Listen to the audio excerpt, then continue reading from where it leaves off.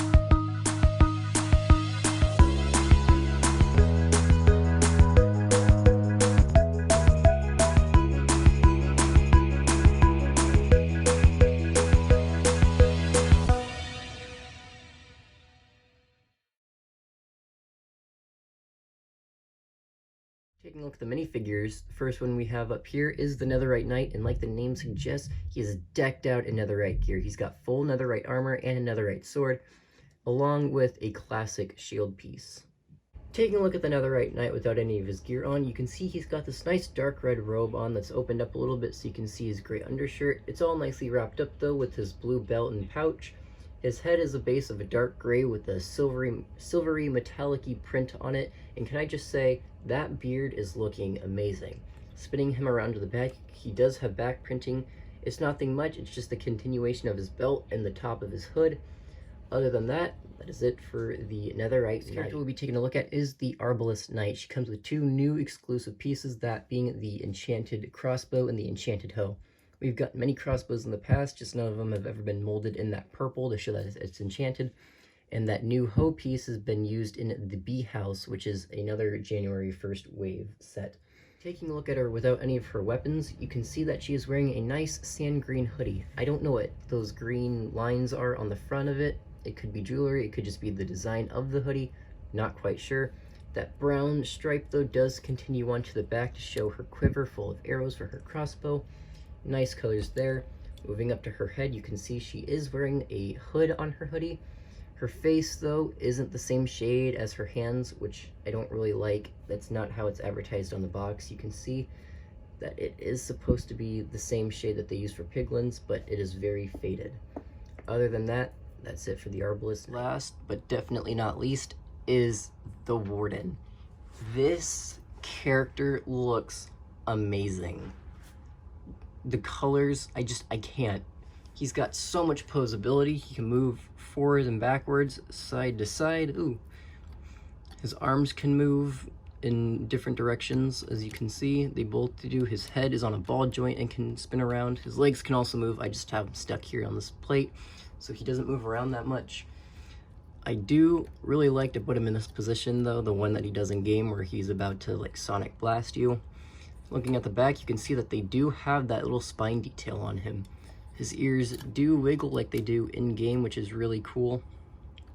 And that chest printing isn't accurate to the actual game, which kind of sucks, but I don't mind. It still looks absolutely phenomenal. And here it is, the Ancient City build, or in this case, the Deep Dark, since it's the Deep Dark battle, but whatever. I'm going to kind of review this section in chunks, so I'm going to just start here and make my way around, so here we go. Starting off in this front section, you can see that there's 3 plates that make up this ground section, which are in dark blue, which represent the skulk. You can also see that by the 1x1 round tiles there that just cover this place.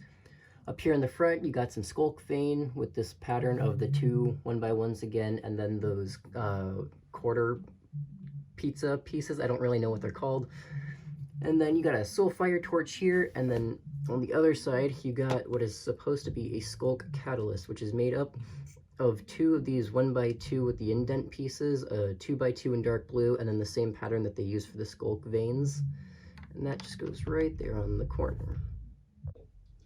Moving up these steps right here in the front, I'll take you over to the left right here on this middle section with a skulk sensor. It's really cool because it's got these teeth pieces in turquoise.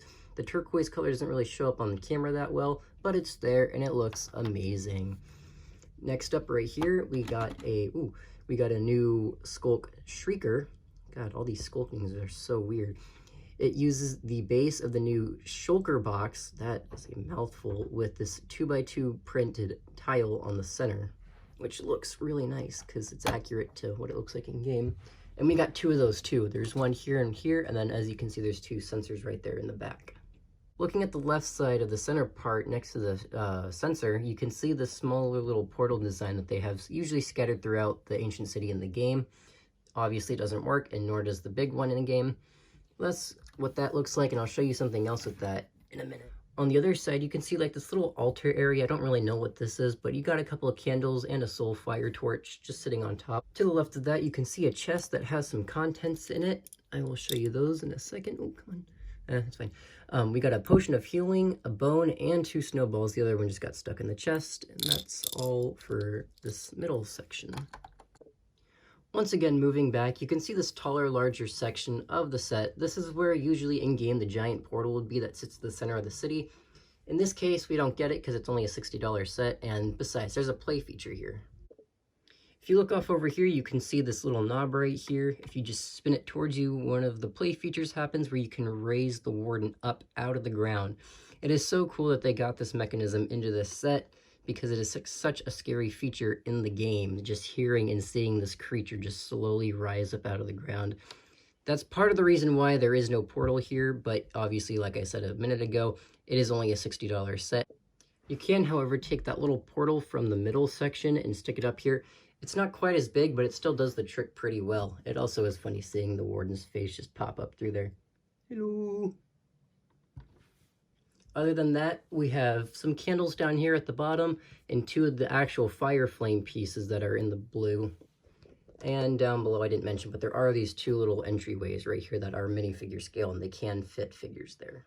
Last up, but certainly not least, is the tower. This is probably one of the cooler Minecraft explosion functions that I've seen in the entire Minecraft line in the last couple of years. What you do is you stick your figure on the top right there, and here comes the Warden. Boom! And the entire tower just falls over. It is so cool. The way they have it done is they use these pieces. I don't actually know what their names are officially, so I can't really tell you, but they are built kind of like halves upside down, where they take a Technic pin and then they stick it through these pieces, and it all just connects together, and it all just stands right on there, and then you just knock it over. Such a cool play feature. I love it so much. It is very flimsy though. When moving the set, I will occasionally knock it over, so if you ever get this set, be careful. With all that being said, this is really the end of the review. I had such a fun time putting this set together and reviewing it for you guys, so I hope you really like it. I am going to have some stuff at the end, so stick around for that if you want. If not, you can leave now. See you in the next video. Goodbye. Other than that, I'll see you in just a second. Really quickly here at the end of this video, I just wanted to say a couple of things. First off, thank you guys so much on the support of the last video. I was not expecting any of what happened. That video reached over 1.2k views, which was awesome. I was really not expecting that. I was expecting more like 50. I was also not expecting the amount of subscribers that I got. Second, sorry for the long wait on this video. I had to get the set in my hands and then find time to review it, which really was not a great combo, so again, I'm sorry. Lastly, I do have some more videos coming out in the future. I have 4 in total right now, so be on the lookout for those. I'm really excited to do those ones, but again, thank you. I should probably get away from this Warden before it kills me, so I will see you guys in the next video. Goodbye. Ah, come on.